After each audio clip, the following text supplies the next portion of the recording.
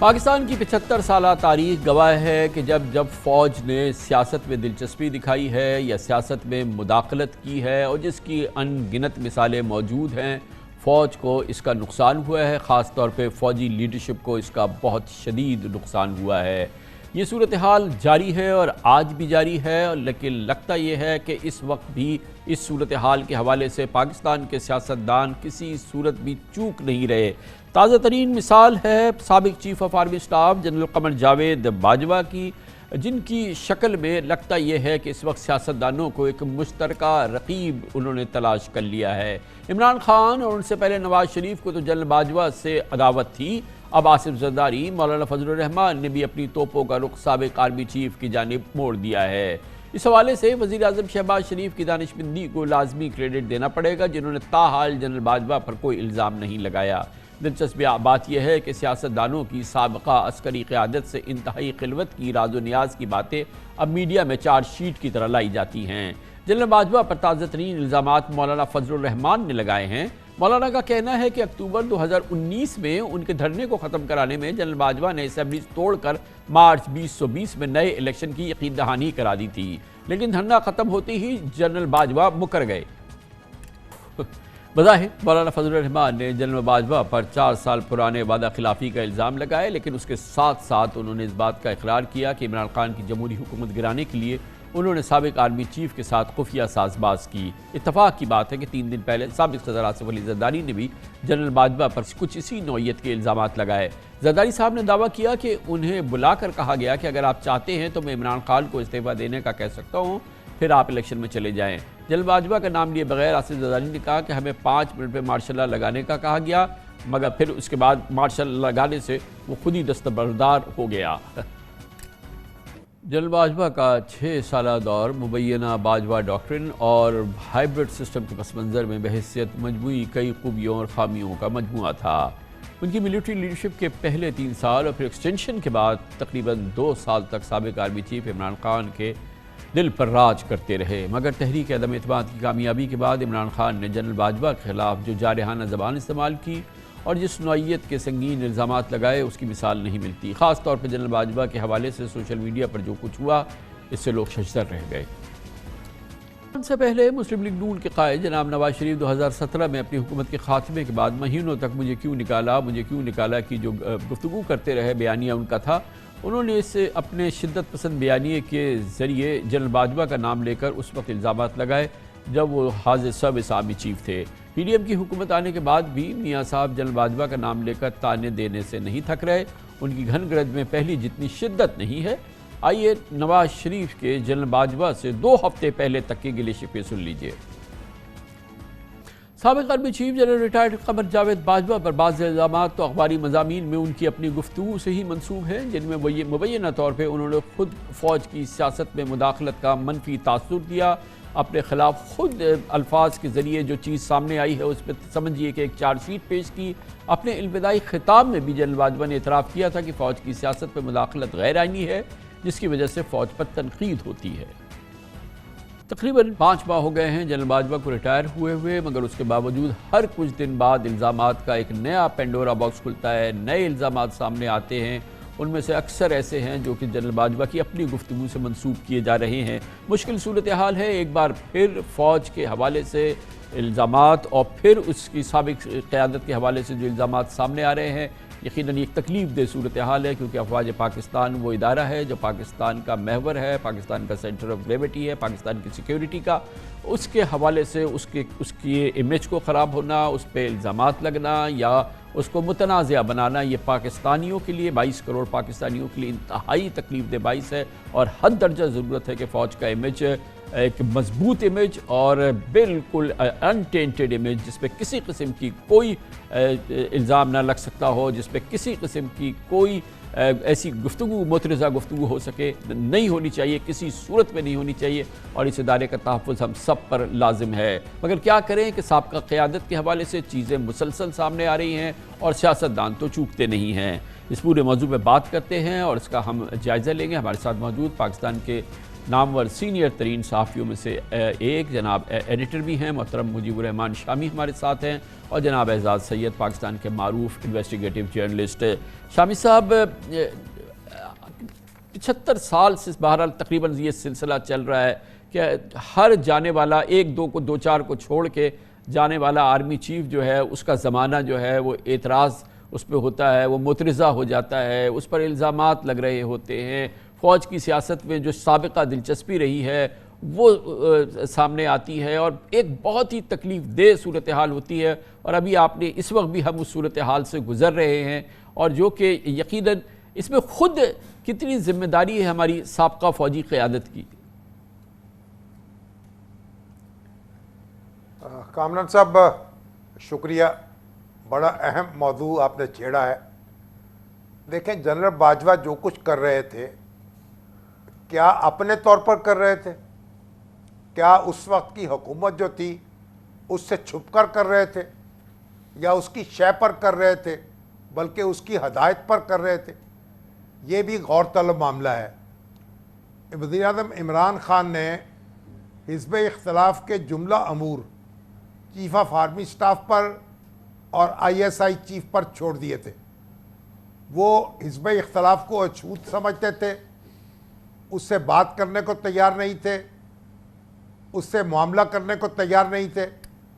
اور ان کا خیال تھا کہ یہ جو ISI ہے اور فوج ہے اس کو ان سے ڈیل کرنا چاہیے، اور ان کی حکومت جو ہے اس کی پشتیبانی کرنی چاہیے۔ تو یہ ان کی سکیم کا حصہ تھا، اور جنرل باجوہ اور جنرل فیض حمید نے جو کچھ کیا اس کا فائدہ بھی ان کو پہنچا اور نقصان بھی پہنچا۔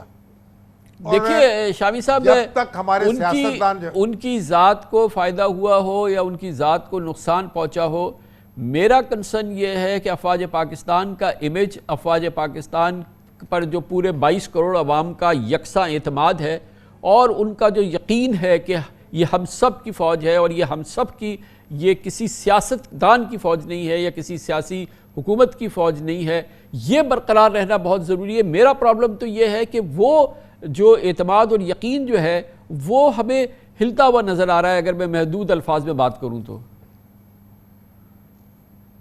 دیکھیے جی، یہ تو ہماری خواہش ہے اور ہماری دعا ہے، ہماری آرزو بھی ہے کہ ایسا ہو جائے، لیکن جب تک سیاستدان جو ہیں وہ فیصلہ نہیں کر لیں گے یا تہیہ نہیں کر لیں گے، ایسا ممکن ہو سکے گا؟ کوئی بھی جماعت جو برسر اقتدار آتی ہے وہ چاہتی ہے کہ فوج اس کی حکومت کی حفاظت کرے ہر جائز اور ناجائز طریقے سے، اور جو اپوزیشن ہوتی ہے وہ اس کوشش میں ہوتی ہے کہ فوج اور حکومت کے درمیان فاصلے پیدا کر دیے جائیں۔ تو جب تک آپ ISI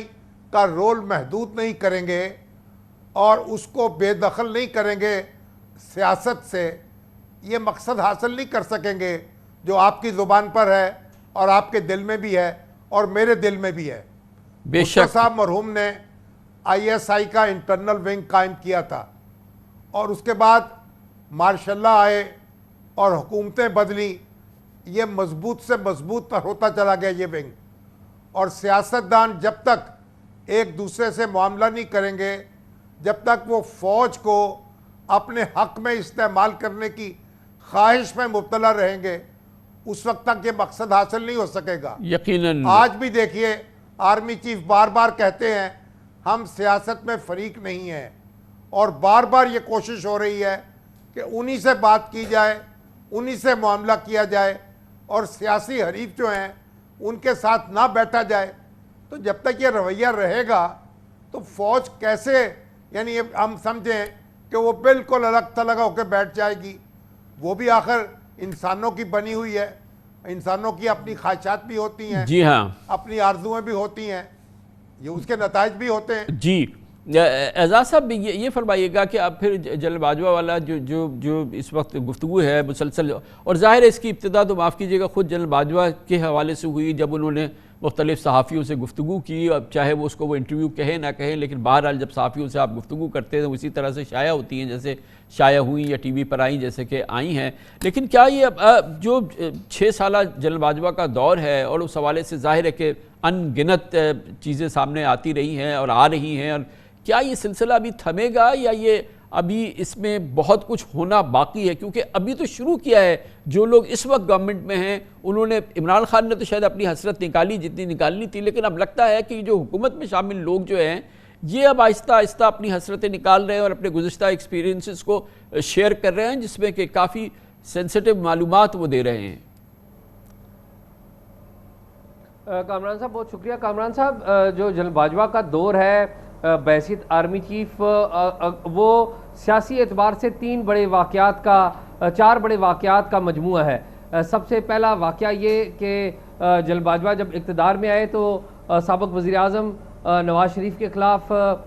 پاناما کیس کی تحقیقات ہوئیں، جس میں فوج کے نمائندے بھی تھے، ISI اور ملٹری انٹیلیجنس کے نمائندے تھے. پھر دوسرا بڑا واقعہ ہوا کہ نواز شریف صاحب کو برطرف ہو گئے نواز شریف صاحب. تیسرا جو بڑا واقعہ ہوا وہ یہ ہوا کہ 2018 کے انتخابات ہوئے جو کہ بہت زیادہ کنٹروورشل تھے، اور ان کی جو کنٹروورسی ہے اس کو مسلم لیگ نون نے اپنا بیانیہ بنایا اور ووٹ کو عزت دو کی باتیں کی. جو چوتھا بڑا واقعہ ہوا وہ عمران خان صاحب کی انسٹالمنٹ تھی ایز پرائم منسٹر. جو 2018 کے انتخابات تھے ان کے اوپر سوالیہ نشان مختلف جو قومی جو تھنک ٹینکس ہیں اور بین الاقوامی تھنک ٹینکس ہیں وہ بھی اٹھاتے رہے، اور پاکستان کی سیاسی جماعتیں بھی وہ سوال اٹھاتی رہیں. اور عمران خان صاحب جب آئے تو جو تمام معاملات ہیں عمران خان صاحب کے سیاسی معاملات وہ سارے آرمی کے پاس چلے گئے. جنرل باجوہ کو وہ کہا کرتے تھے، بعد میں ISI کے جو چیف بنے، پہلے DGC اور پھر بعد میں ISI کے چیف بنے جنرل فیض حمید، وہ سارا کام کرتے رہے. وہ اتنے آگے یہ معاملات چلے گئے تھے کامران صاحب کہ پتہ نہیں چلتا تھا کہ اگر حکومت پر تنقید کی جاتی ہے تو ریاکشن جو ہے اس وقت ISI کی طرف سے آتا تھا، تو یہ پتہ نہیں چلتا تھا کہ ISI کون سی ہے، فوج کون سی ہے اور حکومت کس کی ہے. اگر سویلین حکومت پر اس وقت لیکن یہ چار واقعات پہ تو آپ نے محیط کیا جنرل باجوہ کا دور، پھر عمران خان کی رخصتی کو اس میں شامل نہیں کریں گے؟ جی میں اس کی طرف آنے لگا ہوں کہ یہ 4 واقعات وہ ہیں جو جن میں وہ تھے، جن میں ان کا نام لیا جاتا رہا، مگر ان کو اتنا زیادہ ڈیمیج نہیں کیا. لیکن جو 5واں اور آخری واقعہ ہوا وہ ہے عمران خان صاحب کی رخصتی. عمران خان صاحب اپنے سارے دور میں جنرل باجوہ کی تعریفیں کرتے رہے. آپ کو بھی ایک انٹرویو دیا تھا اور بھی بہت سارے لوگوں کو انٹرویوز انہوں نے دیے تھے، اور آپ کو یاد ہوگا کہ عمران خان صاحب کھل کے کہا کرتے تھے کہ انہوں نے کوئی ایک اچھا کام کیا ہے تو وہ یہ کیا کہ جنرل باجوہ کو انہوں نے ایکسٹینشن دی ہے. اور ایکسٹینشن کے معاملے پر آپ کو کامران صاحب یاد ہوگا دسمبر 2020 میں تمام جو سیاسی جماعتیں تھیں وہ ایک ہو چکی تھیں، کیونکہ تمام سیاسی جماعتوں کے ساتھ انگیجمنٹ تھی اس وقت ISI کی. جنرل باجوہ خود ذاتی طور پہ کوئی کام نہیں کرتے تھے یا سیاسی جماعتوں سے ایکسٹینشن کے لیے کوئی انگیجمنٹ نہیں کرتے تھے. وہ انگیجمنٹ اس وقت کے ISI چیف جنرل فیض حمید کرتے تھے، اور جو اس وقت ISI تھی وہ عملی طور پر تو کوئکلی اعزاز صاحب یہ بتائیے کہ یہ کتنا اہم واقعہ ہے کہ عمران خان نے ایکسٹینشن دینے کا فیصلہ کیا مگر نواز شریف نے غیر مشروط حمایت کی، آصف زرداری نے غیر مشروط حمایت کی، جی بھر کے حمایت کی اور کسی قسم کا کوئی اعتراض نہیں اٹھایا. تو آخر اس گناہ میں پھر سبھی شریک تھے نا، برابر کے شریک تھے، اور اس کی کوئی وجہ ہوگی نا. کامران صاحب یہ جو جنرل باجوہ پہ تنقید ہوتی ہے اس کا سب سے بڑا المیہ یہ ہے، آج عمران خان اس لیے تنقید کرتے ہیں کیونکہ ان کو یہ تکلیف ہے کہ ان کو اقتدار سے نکال دیا گیا، جنرل باجوہ نے نہیں بچایا. نواز شریف صاحب اس لیے تنقید کرتے ہیں کہ وہ اقتدار سے نکالا گیا یا نکلے، اپیرنٹلی نکالا گیا ان کو، تو وہ بھی جنرل باجوہ کے اوپر تنقید کرتے ہیں، لیکن یہ نہیں بتاتے. مولانا فضل الرحمان نے تو بتا دیا کہ وہ جا کے مذاکرات کرتے تھے جنرل باجوہ کے ساتھ عمران خان کو نکالنے کے لیے. یہ مسلم لیگ نون نے نہیں بتایا کہ جب ایکسٹینشن دینی تھی تو لنڈن میں ایک اجلاس ہوا تھا سپٹمبر کے مہینے میں, اور وہاں پر نواز شریف صاحب نے قرآن پر حلف لیا تھا کہ ہم نے جو جنرل باجوہ ہیں ان کو ایکسٹینشن دینی ہے, اور یہ جو میٹنگ ہوگی قرآن پر تمام لوگ حلف دیں کہ اس میٹنگ کی جو گفتگو ہے وہ باہر نہیں جائے گی. اور یہی کام آصف علی زرداری صاحب نے کیا تھا. آصف علی زرداری صاحب آگے بڑھ چڑھ کر جنرل باجوہ کو ایکسٹینشن دینے والوں میں شمار تھے, شامل تھے, اور عمران خان صاحب نے جس طریقے سے ایکسٹینشن دی وہ آپ کو پتہ ہے یہی بات ہے بجائے. اسی لیے میں نے اس موضوع کو چھیڑا کہ بھائی کوئی ایک ہو تو ٹھیک ہے, اس کو ذمہ دار بنا کے آپ فوج سے معاشقے کی سزا دے دیں اور اس کو وہ کر دیں. یہاں تو پوری فوج سیاسی قیادت اسی سلسلے میں. شامی صاحب پلیز اس کو ذرا سا یہ مجھے اس وقت کنکلوڈ کر دیجئے کہ یہ حالات مجھے یقین دلا دیجئے کہ اب یہ 100% ختم ہو گیا یہ معاملہ. ایک بار فوج کی جان چھوٹے سیاستدانوں سے اور سیاست سے, اور سیاستدان اپنی جان چھڑائیں کسی صورت سے فوج سے معاشقے کے, کیا یہ سلسلہ اب ختم ہو گیا؟ کیسے ختم ہوگا؟ اس کو تو ہر صورت میں ختم ہونا ہے نا, ہمیں اپنی فوج کو تو بچانا ہے نا. کامران صاحب بڑی اچھی خواہش ہے, سلسلہ جو ہے ختم نہیں ہوا, کوئی رکا ضرور ہے یا تھما ضرور ہے, لیکن آپ مجھے بتائیں گے سارے سیاستدان جنرل باجوہ کو ایکسٹینشن دینے کے معاملے میں متحد کیسے ہو گئے, اور خود سپریم کورٹ نے اس سارے معاملے میں ان کو کیسے فیسیلیٹیٹ کیا, ایک قانون بنوا دیا. آج جو حضرات تنقید کر رہے ہیں وہ سارے کے سارے جنرل باجوہ کی ایکسٹینشن میں شریک تھے. یہ بھی تو ایک سوال ہے نا بہت بڑا. اور اب بھی میں یہ عرض کروں, جب فوج جو ہے حکومت کے ساتھ تو اسے کھڑا ہونا چاہیے, یہ دستور کا تقاضا ہے جی, لیکن جب وہ حد سے پار ہو کر حکومت کا ایک سیاسی حلیف بن جائے گی تو پھر سارا پریشر اس پہ پڑے گا. اور اس وقت بھی آپ دیکھیے عمران خان صاحب فوج سے بات کرنا چاہتے ہیں, سیاستدانوں کے لیے ان کے دل میں وہ کشادگی نہیں ہے. اور اسی طریقے سے جو آج حکومت کر رہے ہیں انہوں نے بھی جب فوج کو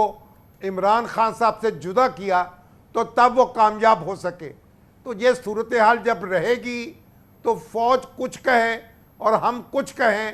یہ معاملہ تو جوں کے توں رہیں گے. اس کے لیے تو بڑا حوصلہ کرنا پڑے گا, فیصلہ کرنا پڑے گا, اور اہل سیاست کو ایک حلف اٹھانا پڑے گا کہ وہ اس کام میں شریک نہیں ہوں گے جو کچھ ہو جائے, اور ہر قیمت پر ایجنسیوں کا عمل دخل جو سیاست میں ہے اسے ختم کر کے رہیں گے. اس کے بغیر تو میں نہیں سمجھتا کہ اتنی آسانی سے یہ کام ختم ہو جائے. شاید کہ دل میں اتر جائے آپ کی بات. بہت بہت شکریہ محترم مجیب الرحمان شامی. جناب آزاد سید ہمارے ساتھ